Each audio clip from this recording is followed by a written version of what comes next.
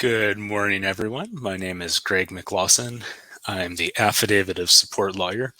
I help green card holders recover financial support under the USCIS Form I-864 by litigating damages claims in federal court. And I also help family law attorneys with the I-864 and divorce cases by serving as an expert consultant and witness. Today, I thought we would talk about an issue that comes up, I suppose, in every affidavit of support enforcement case. And it's something that's kind of lingering as a somewhat unresolved issue in these cases across the country. And that's how we calculate damages under the affidavit of support. Damages is something of a term of art, but in contract law, what that really refers to is what you can financially recover under a contract. So when we talk about the damages that an affidavit of support beneficiary is entitled to, what we're talking about is what that person can recover in terms of financial support under the affidavit of support. Let's go over just some super basics in terms of the affidavit of support. So when a sponsor files an affidavit of support, what they are promising to do is to ensure that the immigrant has income equal to 125% of the federal poverty guideline. So by signing and executing the affidavit of support, the sponsor is saying that I will make sure that that immigrant has income that's at least 125% of the poverty guideline. Now that changes every year, but under 2022 figures, it's roughly $1,400 per month for a household of one. Well, that makes the measure of damages under the contract easy, at least theoretically, because what the plaintiff, which is the green card holder, can recover under the affidavit is equal to 125% of the poverty guideline minus whatever income she's been earning. Put differently, the sponsor is required to make up the difference. So the mirrored image here, the immigrant's income is at this level, 125% of the poverty guideline is here. The difference is what the financial sponsor has an obligation to make up. Well, that's all well and good, but to understand how we make up that difference, what we need to understand is what we mean when we say income with respect to the sponsored immigrant. And that's an area where courts have struggled a little bit to have a clear definition in terms of income. Let's go over a couple of challenging approaches to that issue, and then we'll talk about the clear approach, which is suggested by the binding regulations that govern the implementation of the affidavit of support. So let's talk about a couple cases that get kind of confused results. In the Juber litigation in the District of Maryland, the I-864 plaintiff was unemployed, and he was living in a house that was essentially loaned to him by a friend. So, as is always the case in these I-864 enforcement matters, the person is low income. Because remember, you don't have a claim under the affidavit of support unless your income is under 125% of the poverty guideline. So in the Juber litigation, and this is very often the case, the plaintiff was fully unemployed. Well, if you're unemployed, you still got to live somewhere, right? And so the plaintiff in Juber had a friend who had been doing some work for, and that person gave him access to a home rent-free where he was allowed to basically crash on a couch. Well, the court in that matter said, well, it would effectively be fair for us to think about the fair market rental value of that home that the plaintiff has been given access to. And we're going to impute that value, the monthly rental value of that home, to the plaintiff as if it were his income. Well, there are a number of problems with that. One of which, of course, is that this house happened to be a relatively nice place in Maryland, close to the water, etc. So, on the court's view, the I-864 plaintiff had all of this money available to him in the form of imputed income through this residence. But of course, The fact that this home might have been worth, I'm just making this up, $900 per month as a rental property, that doesn't mean that the affidavit of support plaintiff got $900 worth of value out of it. This person was unemployed. What they needed was cash in their pockets to be able to buy food, pay for gas, etc. So even if that rental house might have been worth $900 per month on the market, that's not $900 per month of value to the plaintiff. So that's example one. Example two, we've got the earlier litigation in California, which went up and down to the Ninth Circuit Court of Appeals. And one of the decisions that was handed down by the district court in that matter is that the value of food stamps received by the affidavit of support plaintiff counted as income. So there's another example of something with no direct cash value being provided to the I-864 plaintiff being treated as though it were cash in the pocket of that same plaintiff. You also have examples like the Anderson litigation in the Western District of Washington, where the court adopted a very broad definition of income in a jury instruction.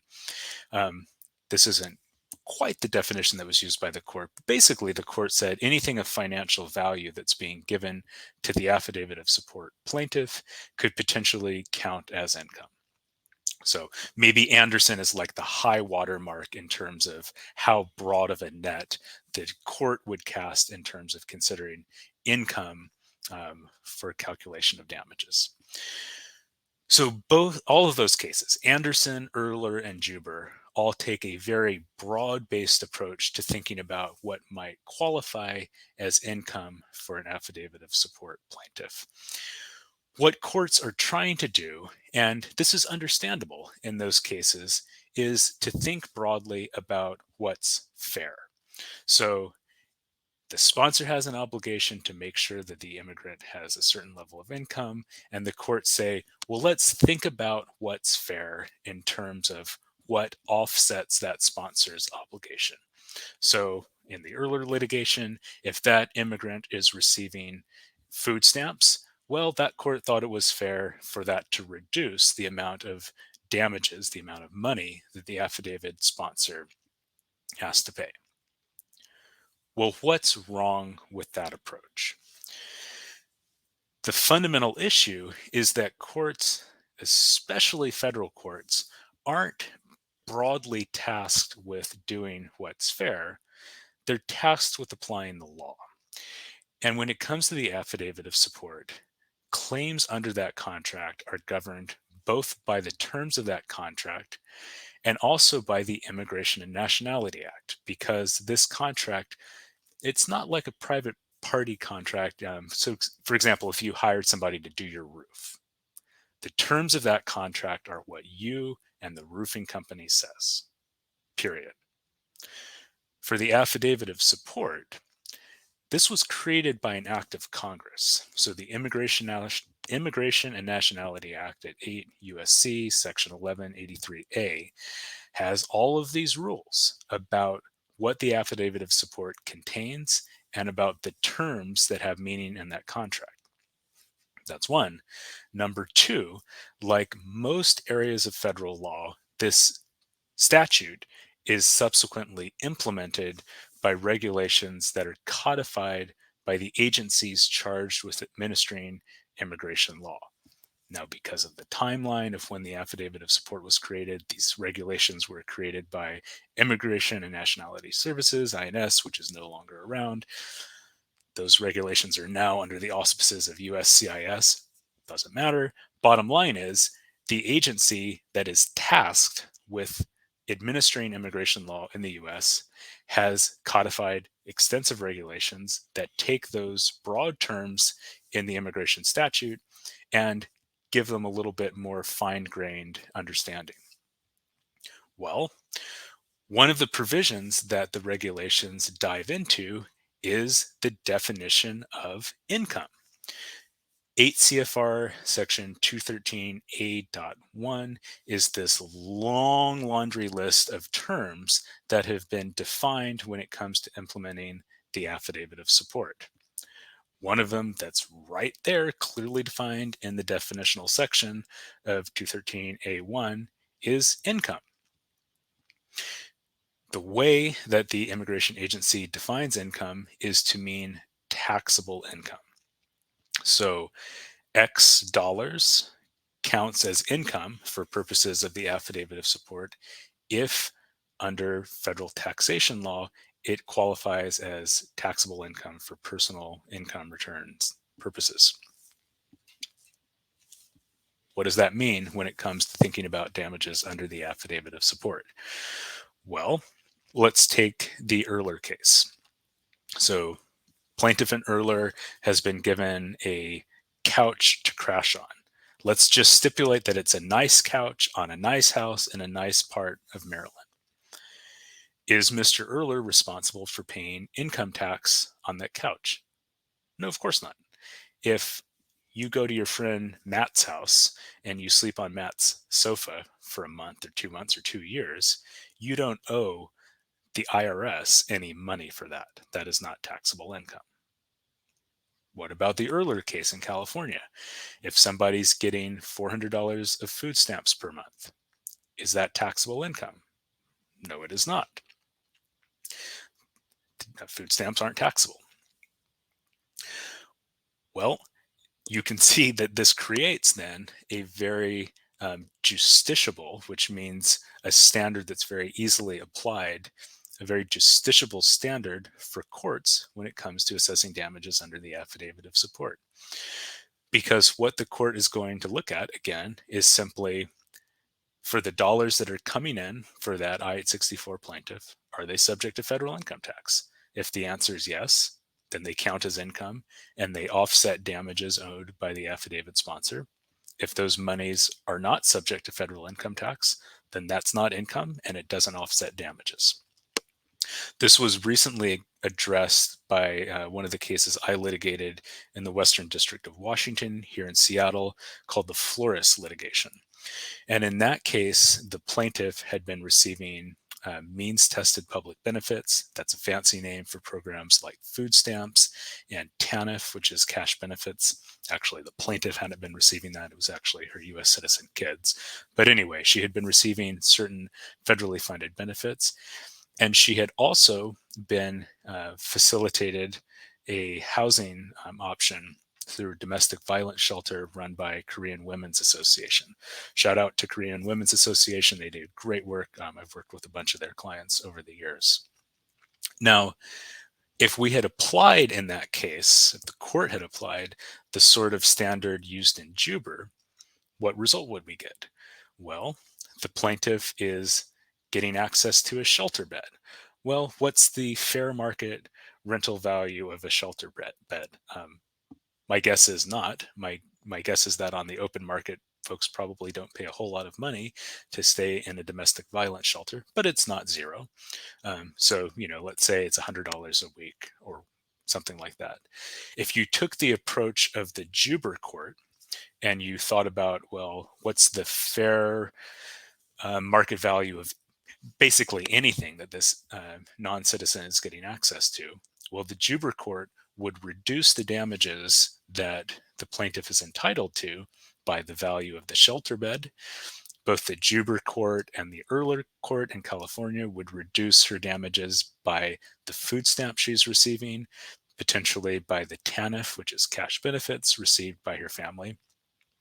So all of a sudden, instead of being able to receive from her sponsor that 125% of the poverty guideline, instead of getting that full amount, all of a sudden that value is reduced by the value of the shelter bed, the value of food stamps, the value of cash benefits that the kids are getting, and all of a sudden we're down to a few $100 a month that person might get under the affidavit of support. And the Western District of Washington said, no. If you look at the federal regulations, again, that's 8 CFR 213A.1, which is the definitional section, that tells us what the definition of income is. So we don't need to just make up a meaning by looking into our, what I call the crystal ball of fairness. all we have to do is look at the terms of the federal regulation. And it tells us right there that taxable income is what income means. So on that approach, you look at the facts in Flores, and okay, she's getting a shelter bed that she can live in, and she's subsequently in transitional housing. Well, that's not subject to federal income tax, and so that doesn't reduce what she's entitled to receive under the affidavit. Next, okay, she's receiving some food stamps or other food-related assistance from the state of Washington. Well, that's not subject to federal income taxation, so that doesn't reduce what she can recover under the affidavit of support contract. Same with other federal benefits or state benefits. It doesn't reduce under the Flores decision what she can receive unless that is taxable income. So first of all, the Flores decision is simply right, because under the way administrative law works in the federal system, if an agency has been tasked with interpreting a statute, and that is unquestionably the case with USCIS, it is tasked with interpreting and administering the Immigration and Nationality Act. If an agency is tasked with administering a statute, courts are supposed to defer to decisions by that agency about what the terms in the statute means. So, if USCIS says the term income means a certain thing when it comes to the affidavit of support, and Congress itself hasn't provided a more definite meaning, courts are obligated under something called the chevron doctrine to defer to that agency definition. And that is unquestionably what happened here, where USCIS defines the term income. Well, why haven't courts always deferred to that definition? Honestly, I don't know. My guess, and this is only a guess, is because it wasn't brought to their attention.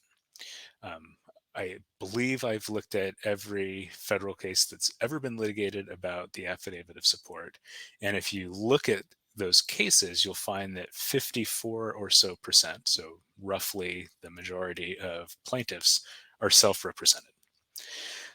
So that means that a lot of the case law that comes out in the affidavit of support arena is a product of cases litigated by well-intentioned, self-represented plaintiffs who might not be tremendously sophisticated about chevron doctrine and agency deference and so forth.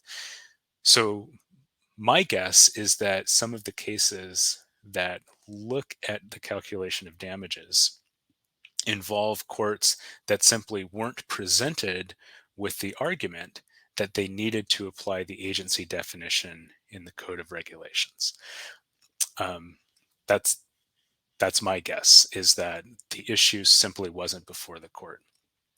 As a good illustration of that, in the Flores decision, the Western District of Washington was confronted with the fact that the Ninth Circuit had already touched on this issue, because that ruling in the earlier decision concerning food stamps actually went up on review to the Ninth Circuit. And in an unpublished decision, the Ninth Circuit upheld the lower court in Erler and said, that's okay. We will allow damages to be reduced by the cost of food stamps. Now, unpublished decisions like that are non-binding, but oftentimes district courts will defer to decisions that have been made by circuit courts, even if they're not unpublished. And the Western District of Washington, very much to Judge Estudillo's credit, said, no, the Ninth Circuit got it wrong here.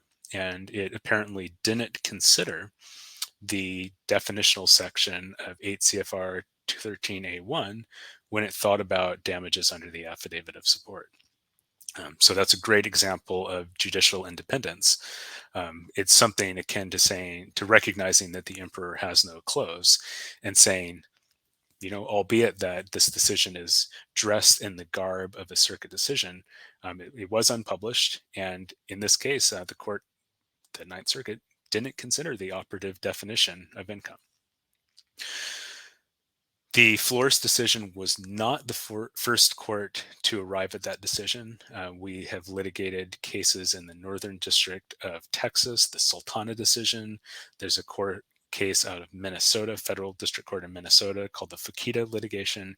And in both of those decisions where we represented the plaintiff, the court held that the definitional section determined the definition of income for recouping damages.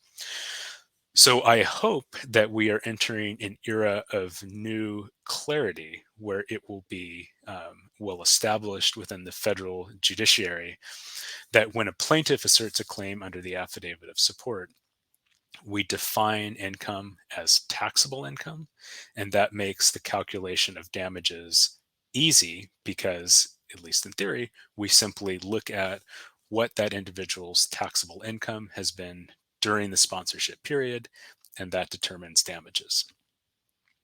I hope this was helpful to folks who were able to follow the lawyerese here.